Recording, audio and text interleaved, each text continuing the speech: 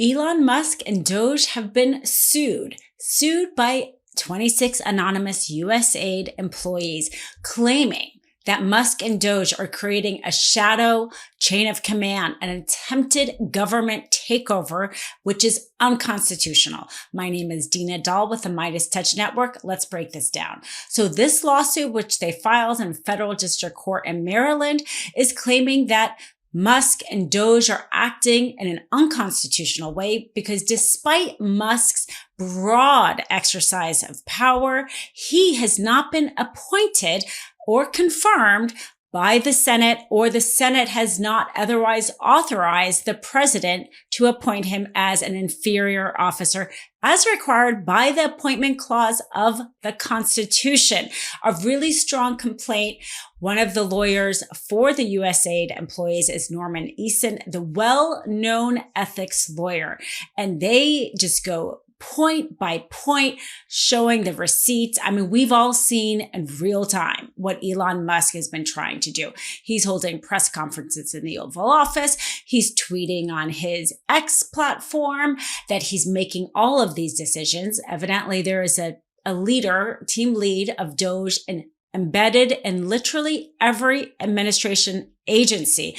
And Musk is acting as the head of DOGE, as the administrator in power, despite the fact there's been no formal announcement from Trump, despite the fact that he has not been confirmed by the Senate as other cabinet heads would be, nor has he. So you either are a superior officer, which you have to be confirmed by the Senate, or an inferior officer, which Congress still as law has to say the president alone has the authority to confirm that person. That hasn't happened. They're trying to claim that he's just an employee, not an officer of the United States. But this complaint shows that he has so much more power than an employee could possibly have. And so by them trying to say he's just an employee, it is unconstitutional. But the complaint even goes as far as to say, okay, even if you say he's an employee, well, then he's exercising even as an employee in an unconstitutional way because there's such thing as separation of powers, and the amount of power he's exercising as an employee is power that as Congress would need to delegate. So a really strong complaint, and very interestingly, and definitely not an accident, they quote, and when they're talking about the appointments clause and how officers need to be appointed and confirmed, appointed by the president, but confirmed by the Senate, Clarence Thomas. Yes, they refer to Clarence Thomas when he wrote in the Trump immunity decision back in August, he wrote a concurring opinion, how he didn't like Jack Smith's appointment as a special counsel, that dicta. He said that Jack Smith was not an officer confirmed by the Senate as required by the appointments clause. And so they this complaint by no accident refers and includes his comment regarding how officers have to be confirmed by the Senate under the Constitution, bringing this all full circle, because how hard that would be for Justice Clarence Thomas to somehow say that Elon Musk, with the amount of power he has, somehow doesn't have to be confirmed by the Senate, but Jack Smith, who was just a special prosecutor that had powers under the Attorney General who could appoint it, somehow had to be. So a really great complaint here. I'm going to just read from it a little bit because they just, point by point break down how much authority and power Elon Musk has and why, because of all that, it is so clear that this is a violation of it. And the USAID employees, they have to show that they were harmed. And so they show that they were harmed reputationally because they've been out there bad-mouthing these employees of the USAID, and they're going to have a hard time maybe getting another job because they've been talking about them not working and not being productive, all that defamatory statements that they've been making, although they're not actually claiming defamation, but reputational harm, financial injury, emotional distress. They describe how some of these employees are overseas, were just all of a sudden not being able to access their emails, or they are here trying to get food to starving people, and that distress of they signed their own names to these contracts and to these pledges. So, clearly showing all this harm and asking the judge for declaratory relief to say that this is unconstitutional action by Musk and DOGE, because Musk is being sued and DOGE is being sued, and say that this is an unconstitutional action by both of them, and also asking for temporary and permanent injunctions to stop Musk and DOGE action. So in the complaint, just, laying out how, Trump hasn't even made any kind of formal announcement, not even a formal announcement. We all see in real time how much power that he's trying to have here.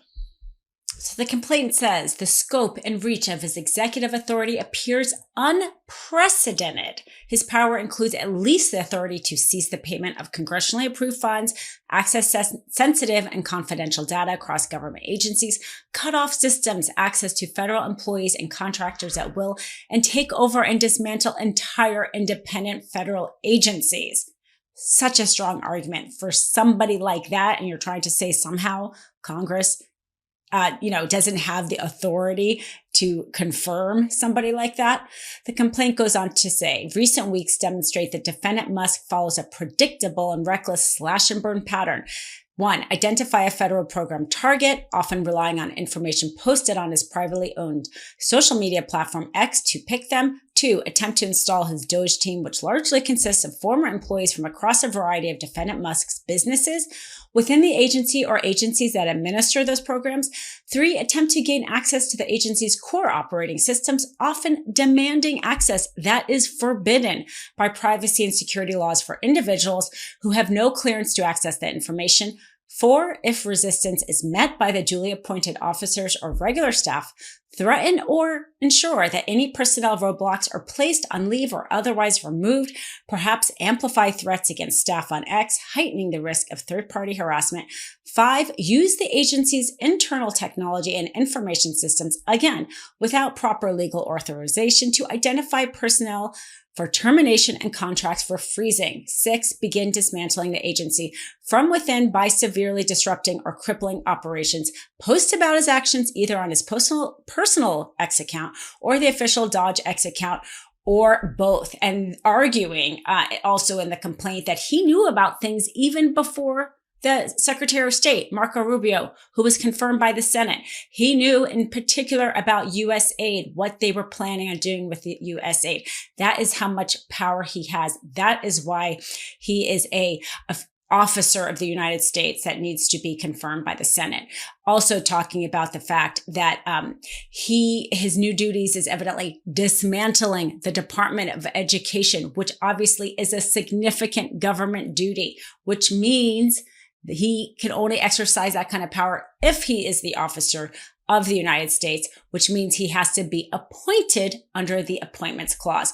A very compelling complaint here. The complaint also, puts screenshots of X posts, one in particular, where he talks about DOGE and what, the payments that they're stopping, showing that he is in charge of DOGE.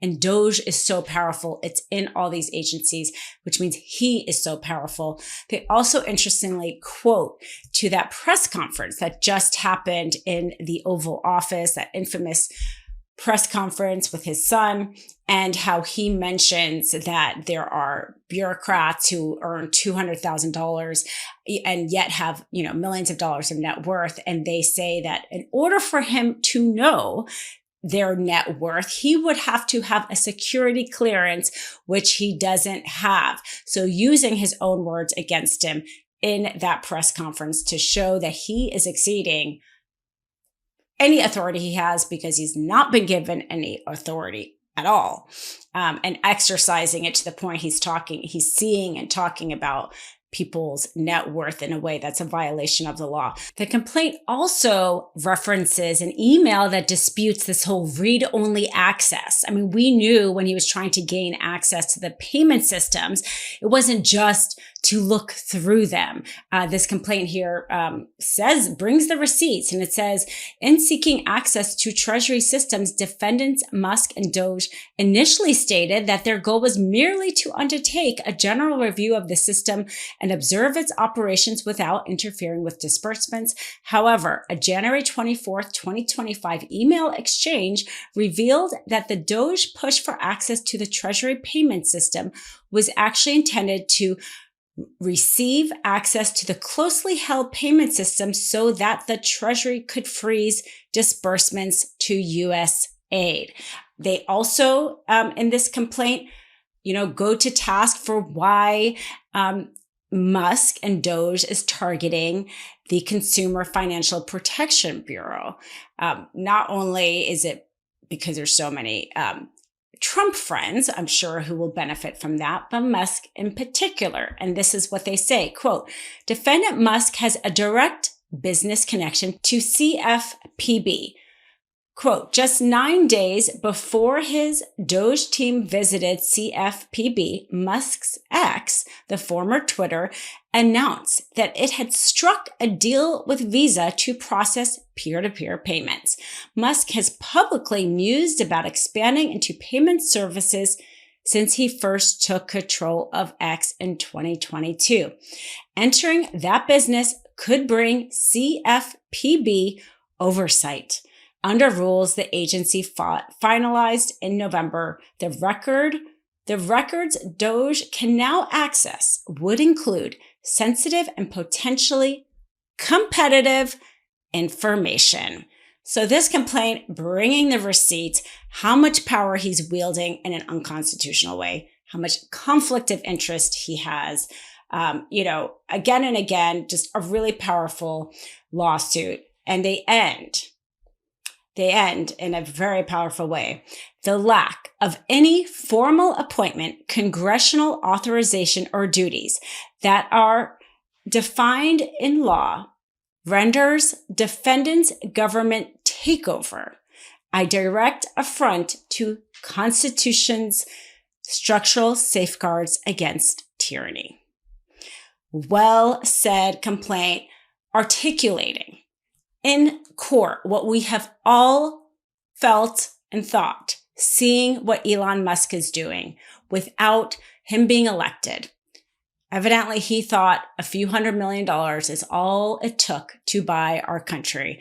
And here, this complaint really, trying to stop him and doing it in a way, calling out to Justice Thomas to dare the Supreme Court to not enforce the appointments clause. So my name is Dina Doll with the MeidasTouch Network. There's going to be a lot of developments on this case. We will keep you updated here.